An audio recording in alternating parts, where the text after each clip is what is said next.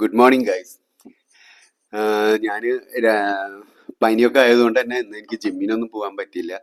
അതിൻ്റെ ഇടയിൽ ഉമ്മാക്ക് സുഖമില്ലാണ്ട്, ഉമ്മ എന്ന് പറഞ്ഞാൽ ഉമ്മയുടെ ചേച്ചിയാണ്, പക്ഷെ ഞങ്ങൾക്ക് ഉമ്മ തന്നെയാണ്, ഞങ്ങളൊക്കെ ഒരേ വീട്ടിൽ തന്നെയായിരുന്നു വളർന്നതും.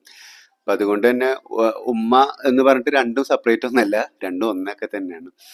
അപ്പോൾ ഉമ്മാക്ക് ക്യാൻസറാണ് ഉമ്മാക്ക്.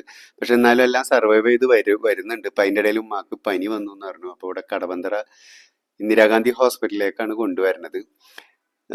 അപ്പോൾ ഒരു സ്കാനിങ്ങും കാര്യങ്ങളും പറഞ്ഞിട്ടുണ്ട്.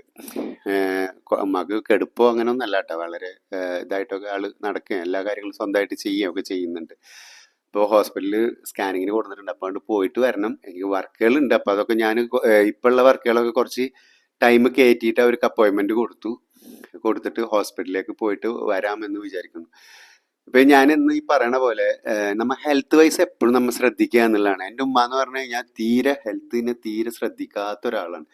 ആള് ഇപ്പൊ കുറെ സ്ട്രഗിളിങ് കാര്യങ്ങളൊക്കെ ഉള്ള ലൈഫ് തന്നെ ആയതുകൊണ്ട് തന്നെ കുറെ സംഭവങ്ങളും ശ്രദ്ധിക്കില്ലായിരുന്നു. ഇപ്പൊ ഈ പറഞ്ഞ പോലെ നമുക്ക് ഉമ്മ ഇടയ്ക്ക് പറയും പുറം വേദന കാര്യങ്ങൾ, അപ്പം ഒരു ഡോക്ടറെ പോയി കാണിക്കുന്നു, അതിന് കുറച്ച് മരുന്ന് കഴിക്കുന്നു. ഇങ്ങനെയായിട്ട് കുറേ കൊല്ലങ്ങളോളം പോയി. ലെൻസിനാണ് ക്യാൻസർ ഉണ്ടായിരുന്നത്.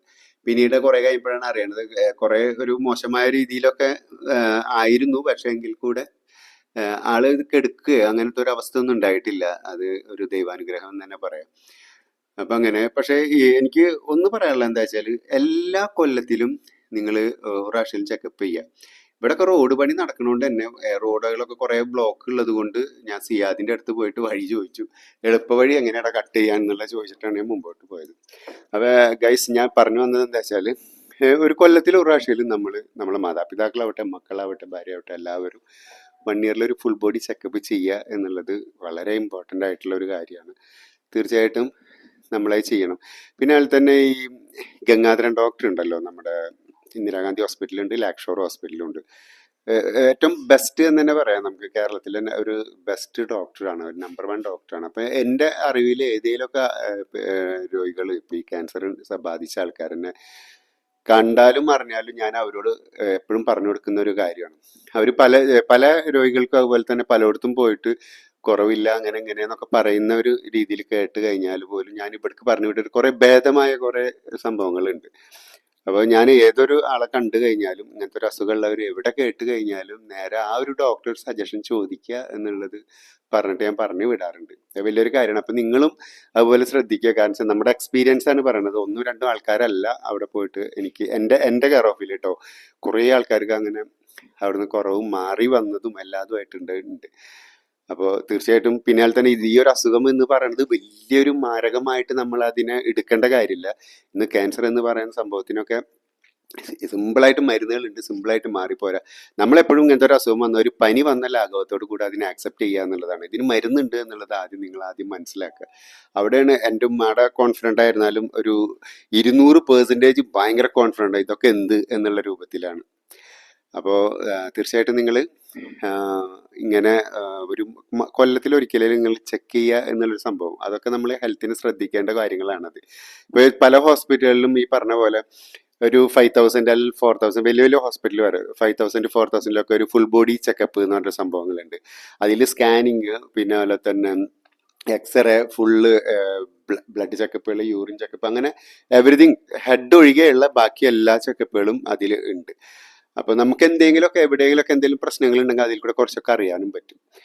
അപ്പോൾ അത് എല്ലാവരും ശ്രദ്ധിക്കുക തീർച്ചയായിട്ടും.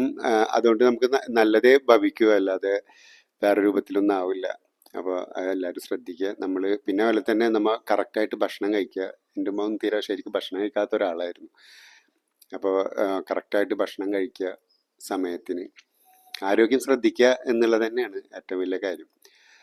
അപ്പോൾ സിയാദ് നേരത്തെ പറഞ്ഞ പോലെ വയറ്റിലേക്ക് പോയിട്ടാണ് പോകുന്നത്. ക്യാമറമാൻ ഒരു ഹെലികോപ്റ്റർ ഉണ്ടെന്ന് തോന്നുന്നു, അതായിക്കൂടെ എടുത്തിട്ടുണ്ട്.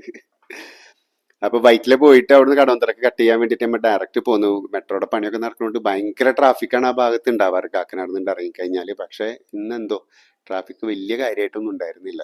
അപ്പം നമ്മ ഇങ്ങനെ നേരെ വെച്ച് പിടിച്ചു. ഇപ്പം വയറ്റിലെ ഹബ്ബിൽ എത്തിയപ്പോൾ നമ്മൾ കടവന്തറക്കുള്ള റോട്ടിൽ സിഗ്നലിൽ നിൽക്കുന്ന കടവന്തറക്കുള്ള റോട്ടിലേക്ക് തിരിയാനായിട്ട്.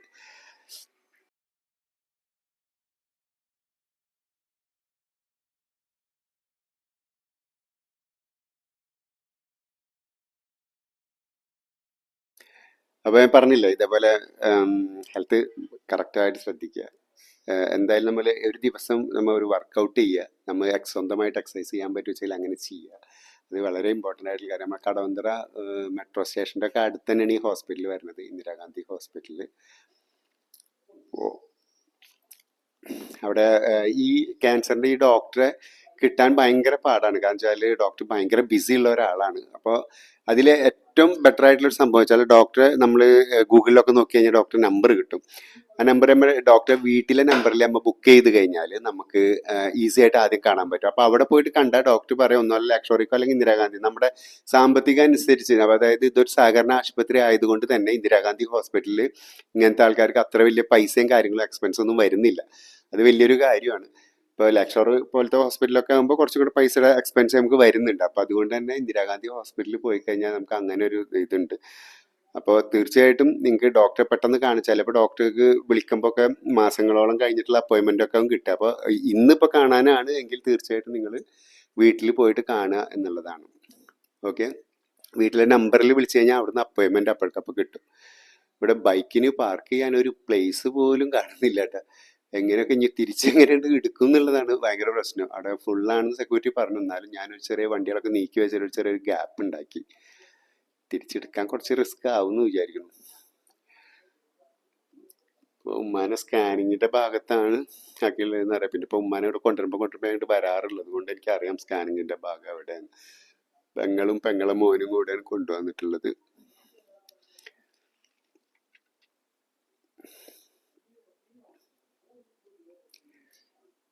കണ്ടില്ലേ, ഉമ്മാനെ കണ്ടില്ലേ? ഉമ്മ അങ്ങനെ ഒരു അസുഖം ഉണ്ട് എന്ന് വിചാരിച്ചിട്ട് അങ്ങനെ ഒരു തളർച്ചയോ അങ്ങനെ ഒരു പ്രശ്നങ്ങളോ ഒന്നുള്ള ആളല്ല ഉമ്മ. പെങ്ങളാണ്, പെങ്ങളും മോനാണ് അത്. ഈ തലക്കരിക്കുന്നതാണ് എൻ്റെ ഉമ്മ. ഉമ്മാനെ സംബന്ധിച്ച് ഞാൻ പറഞ്ഞില്ലേ ഭയങ്കര ധൈര്യവും കാര്യങ്ങളും. അതാണ് ഈ അസുഖത്തിന്റെ ഏറ്റവും വലിയൊരു വിജയം എന്ന് പറയുന്നത്. ഉമ്മ അതിനെ വളരെ ചെറിയൊരു ഇതുപോലെ ഒരു പനി വന്ന പോലൊക്കെ തന്നെയാണ് ഉമ്മ എടുത്തിട്ടുള്ളത്. പക്ഷെ ഉമ്മാനെ എപ്പോഴും കാണുമ്പോൾ ഇപ്പം ഇങ്ങനെ ഭയങ്കര ക്ഷീണമായിട്ട് വരികയാണ്, ഇങ്ങനെ ക്ഷീണിച്ചുകൊണ്ടിരിക്കുകയാണ്. ഇപ്പം ഇവിടെ പനിച്ചപ്പോൾ ഒന്നും കൂടെ പനിക്കാൻ പാടില്ല ഉമ്മക്ക്, പക്ഷെ പനി വന്നു. അപ്പോൾ ചെറുതായിട്ട് എന്തോ ഒരു ഇത് പോലെ പറഞ്ഞപ്പോൾ ഒന്ന് സ്കാൻ ചെയ്ത് നോക്കാം എന്നുള്ള രൂപത്തിലാണ്. സ്കാനിങ് റിസൾട്ടിന് വേണ്ടിയിട്ട് അവിടെ വെയിറ്റ് ചെയ്യാണ് നമ്മൾ. പിന്നെ ഉമ്മയുടെ കുറേ കഥകളും എന്നെ കണ്ടാൽ ഒരുപാട് കാര്യങ്ങൾ പറയാനുണ്ടാവും. കുറേ കഥകൾ അവിടുത്തതും ഇവിടുത്തതൊക്കെ ആയിട്ട് ഇങ്ങനെ വീട്ടിൽ തന്നെ, നമ്മുടെ വീട്ടിൽ തന്നെ കുറേ കാര്യങ്ങൾ എന്നോട് ചോദിച്ചറിയാം, എൻ്റെ വർക്കിനെ കുറിച്ച് ചോദിച്ചറിയുന്നു. ഓരോ കാര്യങ്ങൾ ചെയ്യേണ്ടത് ഉമ്മ ശ്രദ്ധിക്കേണ്ട കാര്യങ്ങൾ ഞാൻ അങ്ങോട്ട് പറഞ്ഞു കൊടുക്കുക. ഉമ്മ എന്ന് പറഞ്ഞാൽ വെറുതെ ഇരിക്കില്ലേ, എന്തെങ്കിലുമൊക്കെ ജോലി ചെയ്ത് ഇങ്ങനെ നടക്കാൻ ആഗ്രഹിക്കുന്ന ഒരാളാണ്. അതിങ്ങനെ ചെയ്തുകൊണ്ടിരിക്കും. അപ്പം അതിനെക്കുറിച്ചൊക്കെ പറയുമായിരുന്നു. ഇങ്ങനെ ഒന്നും മിണ്ടാണ്ടിരുന്നാൽ മതി, ഭക്ഷണം കഴിക്കാൻ മാത്രം ഇതാക്കിയാൽ മതി. പക്ഷെ ആള് സമ്മതിക്കൊന്നുമില്ല. ആളങ്ങനെ നേരെ എല്ലാ പണിയെടുക്കും. അടുക്കളയിൽ മറ്റേ അനിയൻ്റെ ഭാര്യമാരൊക്കെ ഉള്ള സമയത്ത് അവരെ കൂടെ കയറുന്ന ആള് പണിയെടുക്കലും കാര്യങ്ങളും. പക്ഷെ ഒരു കണക്കിന് അത് നല്ലതാണ്. ആൾക്കാർ ഇപ്പൊ ക്ഷീണം എന്ന് പറഞ്ഞാൽ കണ്ടില്ലേ, കയ്യിലൊക്കെ കുഴ നോക്കിയാൽ എന്തോ ഒരു ക്ഷീണം എൻ്റെ ഉമ്മാക്ക് പറ്റി. അങ്ങനെ എന്നാലും ഉമ്മയുടെ ആ ധൈര്യം ഉണ്ടല്ലോ, അതാണ് ഞങ്ങൾക്ക് കിട്ടുന്ന ഏറ്റവും വലിയൊരു ധൈര്യം.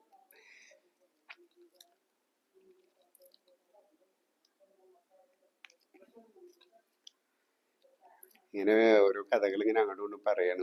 പിന്നെ ഉമ്മ ഭയങ്കര കോമഡി ആട്ടോ, ചെറിയൊരു ആളല്ല, ഭയങ്കര ചിരിക്കണ കഥകളെ പറയും. ഓരോ കാര്യങ്ങൾ ഭയങ്കര കോമഡി ആയിട്ട് പറയും ആള്. അത് ആള് പണ്ടേ അങ്ങനെ തന്നെയാണ്. ആളങ്ങനെ ഒരു സ്ട്രിക്റ്റോ ഇതൊന്നുമില്ല, ഒരു പാവാണ്. എൻ്റെ ഉമ്മയുടെ ഉമ്മ ഇതേപോലത്തെ ഒരു ക്യാരക്ടർ തന്നെ കേട്ടോ, വളരെ പാവാണ്. അതിൻ്റെ അതേ തനി പകർപ്പ് ക്യാരക്ടർ അതിന് കിട്ടിയിട്ടുള്ളത്. അങ്ങനെ പിന്നെ അങ്ങനെ കുറെ സീരിയസ് ആയിട്ടും കുറെ സംസാരിച്ചു, കുറെ കാര്യങ്ങൾ ഇങ്ങനെ സംസാരിച്ചു, അങ്ങനെ പോയി.